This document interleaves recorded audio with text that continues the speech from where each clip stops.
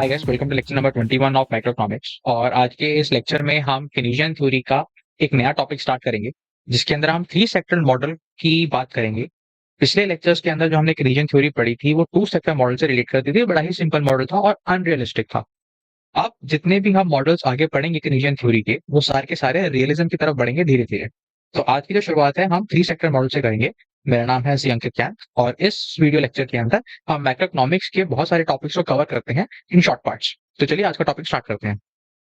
तो सबसे पहले तो हम ये जान लें कि थ्री सेक्टर मॉडल है क्या। जो हमने लास्ट लेक्चर्स कवर किए हैं उसके अंदर हमने टू सेक्टर मॉडल पढ़ा था। अब टू सेक्टर के अंदर, क्योंकि देखिए हम मैक्रोइकोनॉमिक्स के अंदर या इकोनॉमिक इन जनरल के अंदर हम चीजों को बड़ा ही सिंपल रखना चाहते हैं जब भी हम किसी मॉडल को कंस्ट्रक्ट करते हैं। This means when we start with the assumptions of a model or when we start with the creation of a model, हम उसके अंदर सिंपल से सिंपल वेरिएबल्स लेके चलते हैं। टू सेक्टर के अंदर दो वेरिएबल लिए थे हमने, हाउस होल्ड का और फर्म्स का। हाउस होल्ड जो होते थे वो फैक्टर सर्विसेज प्रोवाइड करते थे। फर्म्स उन फैक्टर सर्विसेज को यूज कर गुड्स एंड सर्विसेज प्रोड्यूस करती थी। फर्म जो फैक्टर सर्विसेज यूज करती थी उसके बदले हाउस होल्ड को पेमेंट्स मिलती थी, और उन पेमेंट्स को यूज करके हाउस होल्ड फर्म्स के द्वारा बनाए गए गुड्स एंड सर्विसेज को प्रोक्योर करते थे। अब थ्री सेक्टर मॉडल के अंदर ये दो सेक्टर तो आपके रहेंगे रहेंगे, that is you will have household and you will have firms. But now there is a new sector, new variable, जिसको हम बोलते हैं गवर्नमेंट, सरकार। So in when there is three sectors और three variables in a economy, household, firm और government, तो हमारा जो इनकम डिटर्मिनेशन है, बेसिकली ये जो पूरी हम कवायद कर रहे हैं या जो हम पूरा प्रोसेस कर रहे हैं, ये एक इक्विलिब्रियम इनकम निकालने के लिए कर रहे हैं। So how does your income is determined when we have three players in the market, household, firms and government। इसी के ऊपर आज हमारा लेक्चर जो है वो बेस्ड है। नाउ फर्स्ट एंड फॉरमोस्ट, अब देखिए किसी भी कंट्री के अंदर, किसी भी इकोनॉमी के अंदर जो सरकार है वो बहुत सारी पॉलिसीज क्रिएट करती है। फॉर एग्जाम्पल, सरकार आपकी फिजिकल पॉलिसीज बनाती है, सरकार आपकी मॉनेटरी पॉलिसीज या क्रेडिट पॉलिसी को क्रिएट करने पे हेल्प करती हैं या अपने इनपुट्स वगैरह देती हैं। Then you have labour policies के अलावा एनवायरमेंट पॉलिसीज हो गई। There are a lot of policies which are created by the government. So when we introduce that government in this model, what happens is कि there is a chance कि हम confuse हो सकते हैं सरकार के roles को लेके। So the best option is again we keep it simple। तो हम ये मान के चलते हैं कि हमारे इस केनेजियन थ्योरी के अंदर जो हम इनकम डिटरमाइन करेंगे उसके अंदर गवर्नमेंट सिर्फ फिजिकल पॉलिसीज को ही चेंज कर सकती है। Now, and also in fiscal policies, there are only some things which the government can affect। सबसे पहले उसको हम मानते हैं, जो चीज सरकार अफेक्ट करती है अपना जो रोल प्ले करती है, उसके अंदर सबसे पहले आते हैं टैक्सेस। जो सरकार हमसे टैक्स कलेक्ट करती है। अब देखिए टैक्सेस का आपकी इनकम पे इफेक्ट पड़ता है। मतलब अगर आप 100 रुपए कमा रहे हैं और उसके ऊपर आपको 10% 10 रुपए का टैक्स देना पड़ रहा है, now you have less income to spend on consumption and less income to save. So taxes का जो इम्पैक्ट अभी हम आगे अच्छी तरह पढ़ेंगे। टैक्सेस का इम्पैक्ट ये रहेगा कि आपकी इनकम खत्म हो जाएगी। और टैक्सेस के अंदर भी हम ज्यादातर ये मान के चलते हैं कि सरकार आपसे एक लमसम टैक्स कलेक्ट करेगी एक ही बारी में। हालांकि इसको भी हम मॉडल वर्क के अंदर अच्छी तरह कवर करेंगे। दूसरी चीज जो सरकार, जो हमें फिस्कल पॉलिसी के अंदर, केनेजियन थ्योरी के अंदर हमें मान के चलनी है कि सरकार भी अपना जो टैक्सेस कमाती है वो सरकार की इनकम बनती है। सरकार उस इनकम को खर्चा करती है एक्सपेंडिचर के ऊपर।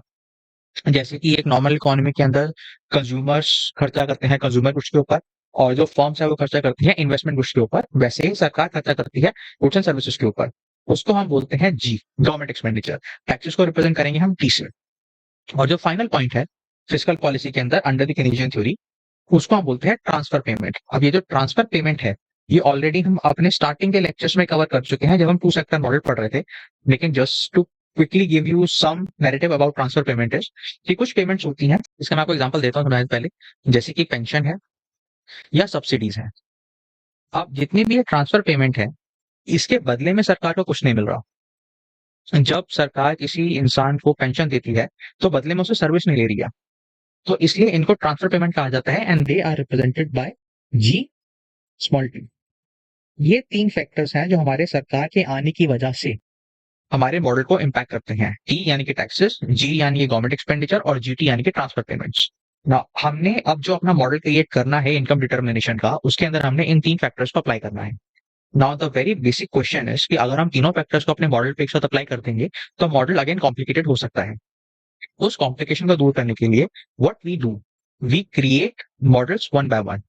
हम टू सेक्टर मॉडल जो सिंपल इकोनॉमी मॉडल है, अब उसी को कंटिन्यू करेंगे लेकिन उसके अंदर हर एक फैक्टर को हम धीरे-धीरे अप्लाई करेंगे, ताकि आपको समझने में भी आसानी हो और मुझे एक्सप्लेन करने में भी आसानी हो। अब जो सबसे पहले हमें मॉडल नंबर 1 पढ़ना है, उसके अंदर आज की इस वीडियो के अंदर हम मॉडल नंबर 1 पढ़ेंगे और लगभग-लगभग ऐसे 4 मॉडल्स हैं, जो कि हम क्विकली गो थ्रू करेंगे अपने गवर्नमेंट सेक्टर के साथ। तो मॉडल नंबर 1 के अंदर सबसे पहले let's start with the assumption कि जब भी हम ऑब्वियसली बात है विद मॉडल ये असम्पशंस रिवाइज होंगी। सबसे पहले हमारी असम्पशन मॉडल 1 से रिलेटेड ये रहेगी कि इस पर्टिकुलर मॉडल के अंदर there are no transfer payment, सरकार कोई ट्रांसफर पेमेंट नहीं कर रही है, देयर इज नो पेंशन और subsidy which are given by the government. उसके बाद टैक्सेस को लेके there is only one form of tax जो कि सरकार आपसे कलेक्ट कर रही है लमसम में, एक ही टैक्स है और वो भी लमसम में कलेक्ट किया जा रहा है। तीसरी असम्पशन जो है जो इस पर्टिकुलर मॉडल से रहेगी कि गवर्नमेंट का जो बजट है वो एक बैलेंस बजट है। अब अगर आपको बजट्स की थोड़ी सी भी नॉलेज है तो एक हमारा बनता है सरप्लस बजट। सरप्लस बजट के अंदर सरकार की जो इनकम है वो ज्यादा होती है और सरकार खर्चा कम करती है, तो सरप्लस बच जाता है। फिर एक होता है डेफिसिट बजट, उसके अंदर सरकार इनकम टैक्सेस कम कलेक्ट करती है और उस पे कॉरेस्पॉन्डिंग जो खर्चे हैं वो ज्यादा करती है। फिर आता है बैलेंस बजट, जहां पे गवर्नमेंट की इनकम दैट इज टैक्सेस वो गवर्नमेंट के एक्सपेंडिचर दैट इज जी के इक्वल होते हैं। तो इस मॉडल के अंदर ये अजम्पशन है कि सरकार आपसे जितना टैक्स कलेक्ट कर रही है वो उतना ही टैक्स का खर्चा आपके ऊपर कर रही है।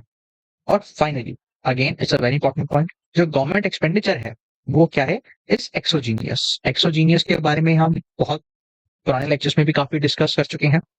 एक्सोजीनियस का मतलब होता है कि मॉडल 1 के अंदर जो गवर्नमेंट एक्सपेंडिचर हम लेके चलेंगे वो मॉडल के बाहर से डिसाइड होता है। इसका मतलब हमारे मॉडल के अंदर जो ये गवर्नमेंट एक्सपेंडिचर है वो एक गिवन आइटम है ना, बिकॉज हम यहाँ पे एक इक्विलिब्रियम इनकम की बात कर रहे हैं। सो इक्विलिब्रियम इनकम, अब तो आपको ये पता लग जाना चाहिए कि इक्विलिब्रियम हमारे पास दो अप्रोचेस से निकल सकता है। एक अप्रोच जिसको हम बोलते हैं AD is equal to AS approach, हमारी aggregate demand should be equal to aggregate supply finishing theory के अंदर, और दूसरा सेविंग जो है हमारी इन्वेस्टमेंट के इक्वल होनी चाहिए। सो जब हम इस इनकम डिटर्मिनेशन करेंगे तो हम इन्हीं दो अप्रोचेस का यूज करेंगे with now our government sector. सबसे पहले हम बात करते हैं एग्रीगेट डिमांड। जैसे कि हमने मॉडल पहले मॉडल के अंदर पढ़ा था, जब हम सिंपल मॉडल इकोनॉमी मॉडल पढ़ रहे थे, टू सेक्टर मॉडल पढ़ रहे थे, तो उसके अंदर हमारे जितने भी कंज्यूमर्स हैं, हाउस होल्ड्स हैं, वो जो खर्चा करते हैं उसको बोलता है कंजम्पशन एक्सपेंडिचर, जो कि कंज्यूमर गुड्स के ऊपर होता है। उसके बाद जो हमारे फर्म्स खर्चा करती हैं, फैक्ट्रीज हैं, बिग कॉर्पोरेट्स हैं, ऑर्गेनाइजेशन हैं, वो जो खर्चा करते हैं उनका बोलते हैं आई, दैट इज इन्वेस्टमेंट एक्सपेंडिचर, जो कि ज्यादातर आपके इन्वेस्टमेंट गुड्स के ऊपर होता है। Now because we have one more player, the government. Government भी आपका खर्चा करेगी जिसको हम जी से रिप्रेजेंट करेंगे। So now our aggregate demand is C plus I plus G. उसके बाद हमारा जो एग्रीगेट सप्लाई है वो हमारी इनकम के इक्वल होता है। Now income could be expand either in your consumption and in your savings. अब यहाँ पे मैं आपको थोड़ा सा एक साइड शो में लेके जाऊंगा एक बार। हमने ये पढ़ा है कि जो हमारी इनकम है वो सेविंग्स और कंजम्पशन के अंदर होती है, but now with the introduction of taxes what happened, हमारे पास जो इनकम है वो कम हो जाती है। इसको बोला जाता है disposable income. This is my disposable income. Why disposable? Because now I have less income to expense than before. Why? Because उस इनकम से मुझे को टैक्सेस देने पड़े, और वो जो मेरे पास डिस्पोजेबल इनकम है now either it could be consume और it could be saved, which implies कि my income is nothing but my consumption plus saving plus taxes। उसी को मैं यहाँ पे replicate कर दूंगा। This two equations gives me a third equation जिसको मैं यूज करूंगा, income is nothing but consumption plus investment plus G, अगर हम इक्विलिब्रियम पे बात कर रहे हैं तो। और ये हमारी इक्विलिब्रियम फाइंड आउट करने की पहली क्वेश्चन है।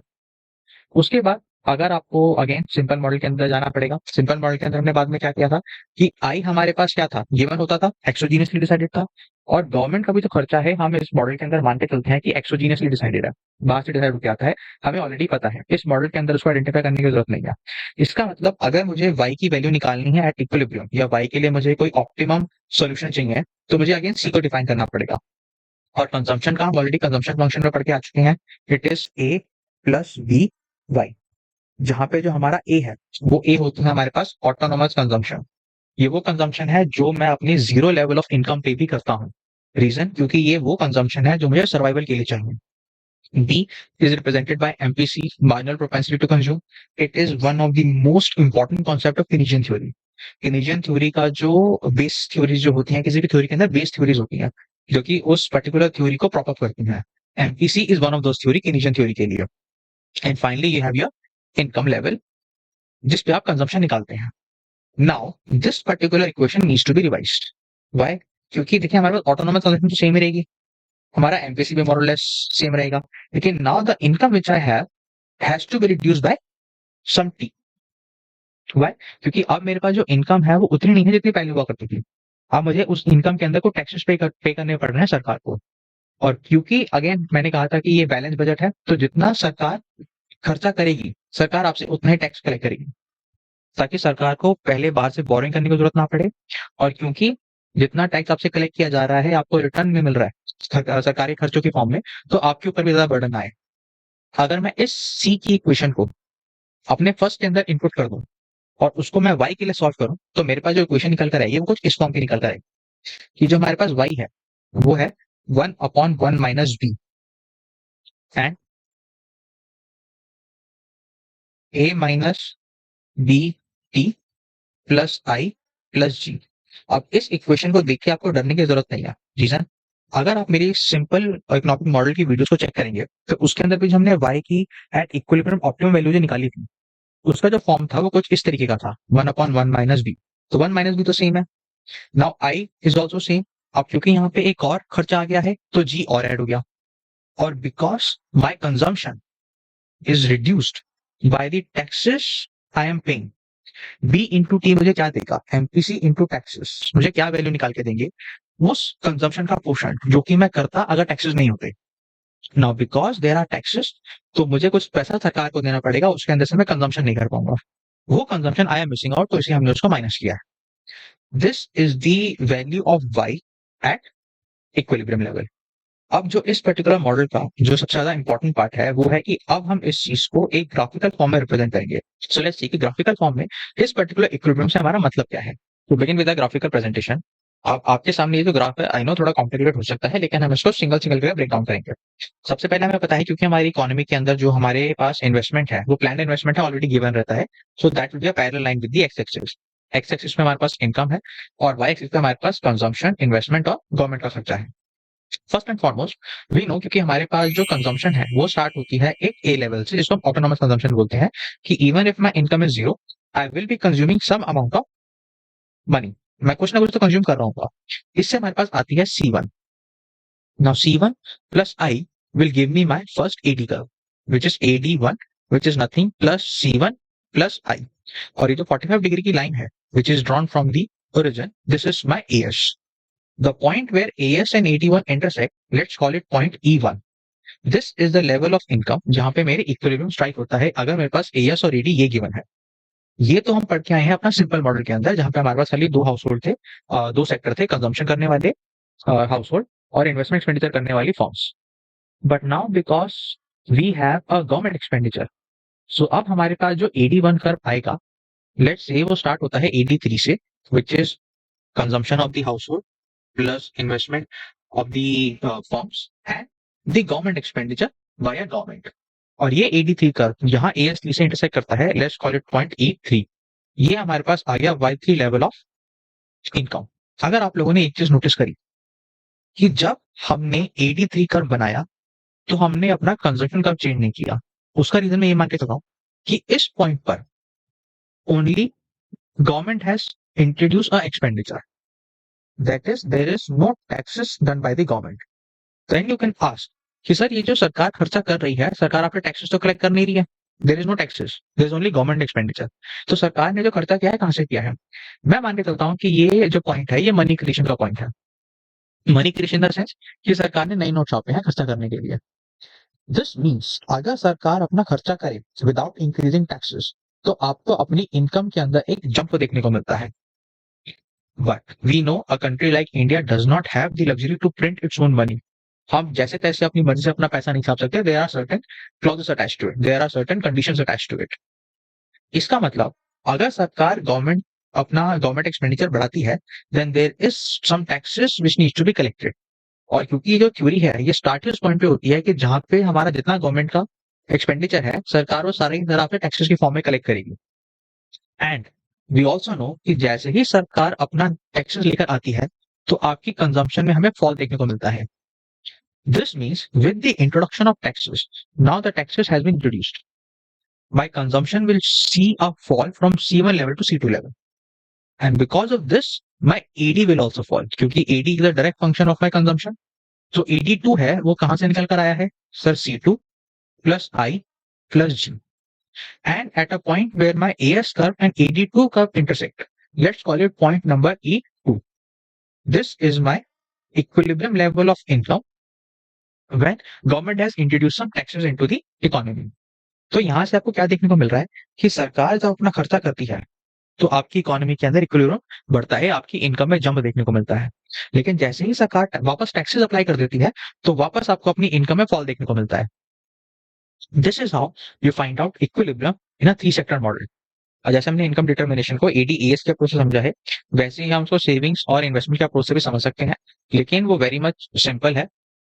जो मेन चीज हमें मॉडल नंबर 1 के अंदर समझनी थी वो ये चीज समझनी थी कि कैसे हमारी इनकम के ऊपर, इनकम डिटर्मिनेशन के ऊपर या इक्विलिब्रियम इनकम के ऊपर फर्क पड़ता है जब सरकार ए अपना खर्चा इंट्रोड्यूस करती है एंड बी जब हमसे उसके टैक्सेस कलेक्ट करना स्टार्ट करती है। So this was our model 1 where we have comprehended the income determination when there are 3 sectors in the economy: household, firms and government. आने वाले लेक्चर्स में हम गवर्नमेंट सेक्टर्स के साथ ही बाकी मॉडल्स को भी इंट्रोड्यूस करेंगे, जिसके अंदर हम धीरे धीरे जितने भी फैक्टर्स थे फिस्कल पॉलिसी वाले उनको इंट्रोड्यूस करेंगे। आई होप आपको ये वीडियो पसंद आई होगी, कुछ आपको सीखने को मिला होगा। माइक्रो इकोनॉमिक्स के और टॉपिक्स को जानने के लिए हमारे चैनल के साथ जुड़े रहिए। Thank you for watching.